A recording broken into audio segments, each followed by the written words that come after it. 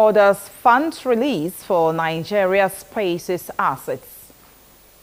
Federal government reaffirms its commitment to strengthening national security and accelerating to the Delta Television main news. You can follow our news online on Facebook and YouTube at Delta Broadcasting Service Asaba, or you can visit our website at www.dbsasaba.com. Joy Ucheyi is my name. President Bola Tinubu has directed the immediate release of approved funds for maintenance of Nigeria's space assets in line with the National Space Policy and Program. Speaking during the first meeting of the National Space Council at the Presidential Villa, Abuja, and represented by Vice President Kashim Shettima, President Tinubu reiterated his administration's commitment to realizing the country's 25-year roadmap for space development. He emphasized that investments in space technology will stimulate technological advancement, economic diversification, and socio-economic development under the Renewed Hope agenda. According to the president, outer space presents a unique frontier for exploring and exploiting Nigeria's resources, ensuring environmental protection, and enhancing cybersecurity and a vibrant digital economy. He noted that the global space economy was projected to exceed $1 trillion by 2040, stressing that Nigeria's investments were strategic, not aspirational. President Tinubu directed the Nigeria Space Research and Development Agency to enforce space regulations and spectrum management frameworks, ensuring responsible use of space assets over Nigeria. He also approved revised conditions of service and staff regulations to retain top Nigerian space experts and align the industry with international best practices. The president highlighted the creation of the Bola Ahmed Tinubu Space Center in Ekpe, designed to launch and maintain satellites locally, reducing dependence on foreign experts. Of the working group includes NASRDA, the Nigerian Communications Commission, the National Defense Space Agency, NIC Concert, and other key stakeholders in the nation's space ecosystem. He concluded that the initiatives will strengthen Nigeria's capacity in space exploration, technological innovation, and national development. The state government has reaffirmed its commitment to strengthening grassroots peace architecture across the state. Special Advisor to the Governor on Peace and Conflict Resolution, Chief Edwin Uzo, stated this while playing host to a delegation of the Nigerian Institute of International Affairs, NIIA. Henry Onogwa reports.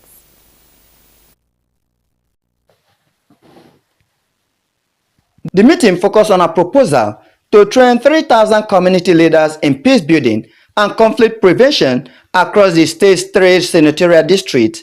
The initiative was designed to enhance community participation in peace efforts and strengthen local conflict resolution structures. The 5-day intensive program will be delivered in batches of 50 participants, while resource persons will be drawn from across the country, selected street warning systems, security governance, and dispute resolution. The issue of peace is building. It is an issue that requires all hands on deck.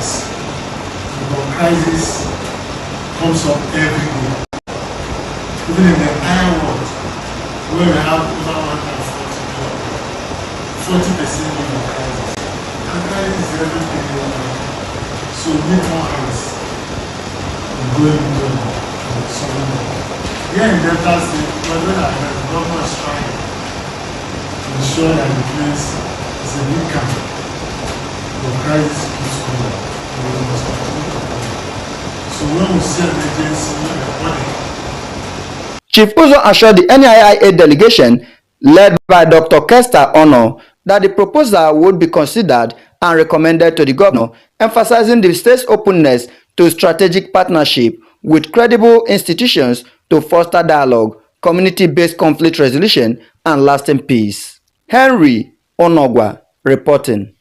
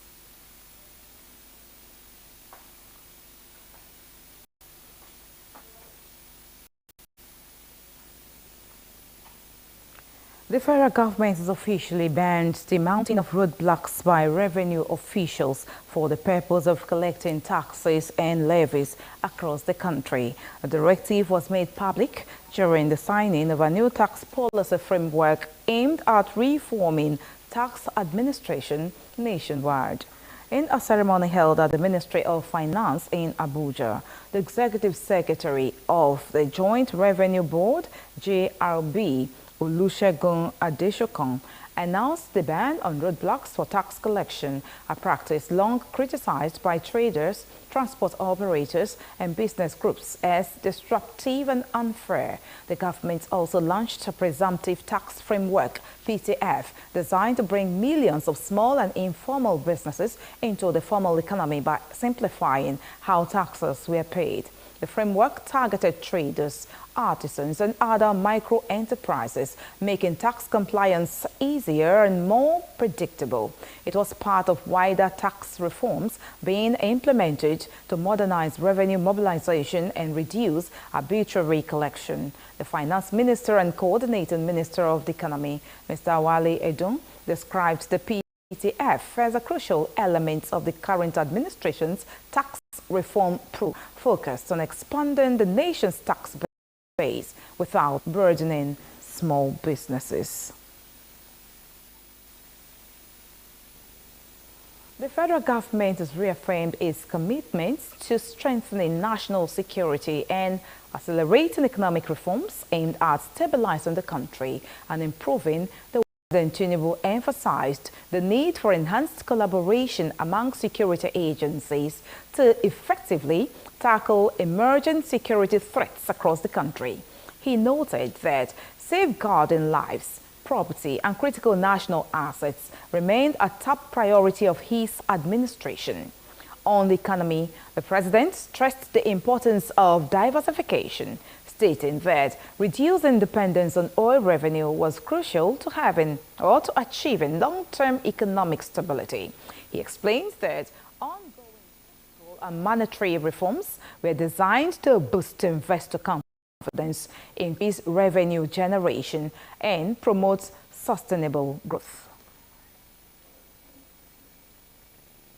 Meanwhile, the federal government has reiterated its commitment to massive infrastructure development, especially in the areas of road construction, power supply, and rail transportation.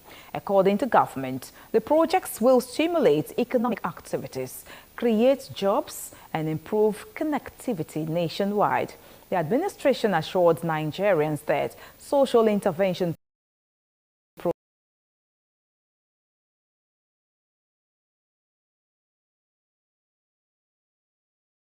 programs targeted maintained that through sustained reforms, improved security coordination and strategic investments, the nation was on course towards greater stability and national development. The United States Embassy in Nigeria has cancelled all visa appointments scheduled for Wednesday, March 4, 2026, citing a high potential for protests in Abuja amid escalating hostilities between the United States and Iran.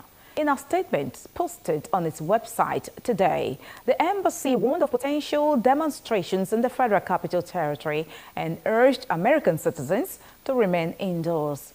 The warning came against the backdrop of intensifying global tensions following reports by Iranian state and local media confirming the death of Iran's supreme leader Ayatollah Ali Khamenei after airstrikes reportedly carried out by the United States and Israel. Several other high-ranking Iranian officials were also said to have been killed in the strikes, triggering swift retaliation from Tehran. In response, Iran reportedly launched multiple missiles targeting U.S. bases in Gulf countries, including Saudi Arabia, vowing to avenge the death of its supreme leader and other regime officials. The conflict, which began with coordinated U.S. and Israeli strikes over the weekend, has shown no sign of abating as it entered its fifth day. The Inspector General of Police, Mr. Tunji Disu, has inaugurated an 8 member committee of state police and the rollout of his policing vision following his confirmation as 23rd Indigenous Inspector General of Police. Reports say IGP Disu held his first formal engagement with senior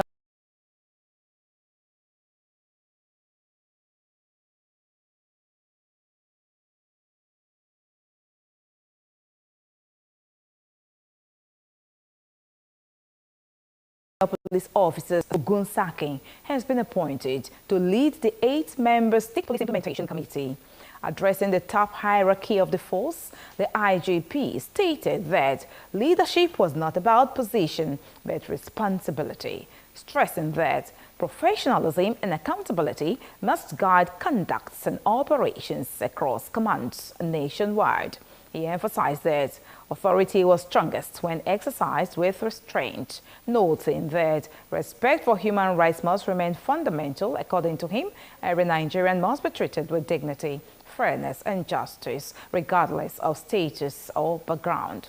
IGP Diesel also announced plans to strengthen internal oversight mechanisms, directing that the public complaint units and X-Squad be empowered to operate independently to enhance transparency and discipline within the force. On decentralization, the Inspector General said the initiative will allow different levels of government to play more active roles in security management, thereby improving effectiveness and responsiveness. Still to come on the Delta Television main news, escalating hostilities in Middle East disrupt travel plans for Nigeria pilgrims. Details of this and more shortly. Stay with us. As a host community, try as much as possible to guide your utterances. No company can be intimidated. The companies are also urged to keep to their social responsibility, the corporate social responsibility. I always say it, keep to it. If you keep to the corporate social responsibility, no host community will hold you ransom.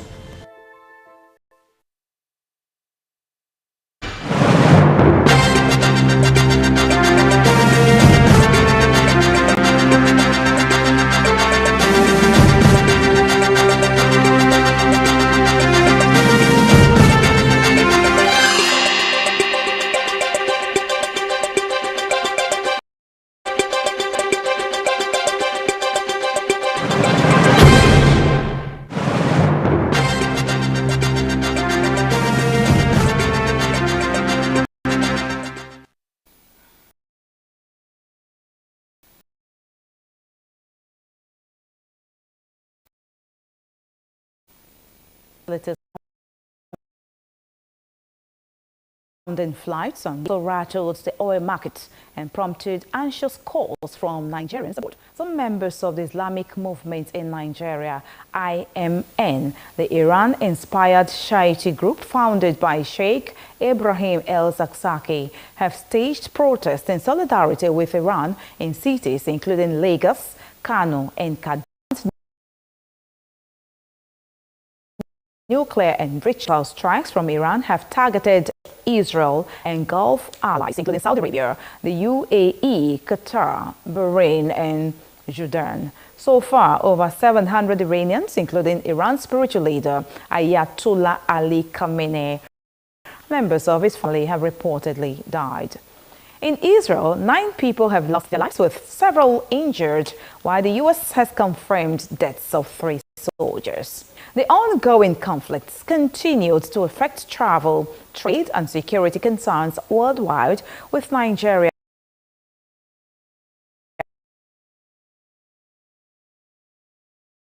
among the countries.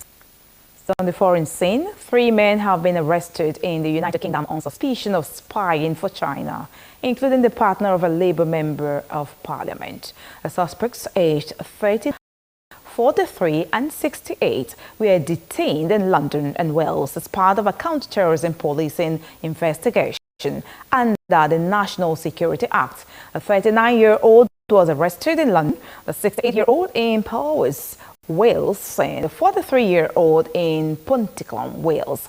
Security Minister Mr. Dan Jarvis told the House of Commons that the UK would not trade off security for economic access, emphasizing the government's commitment to protecting national security. Searches linked to the investigation carried out in East Kilbride and Cardiff, with support from county police in Wales and Scotland.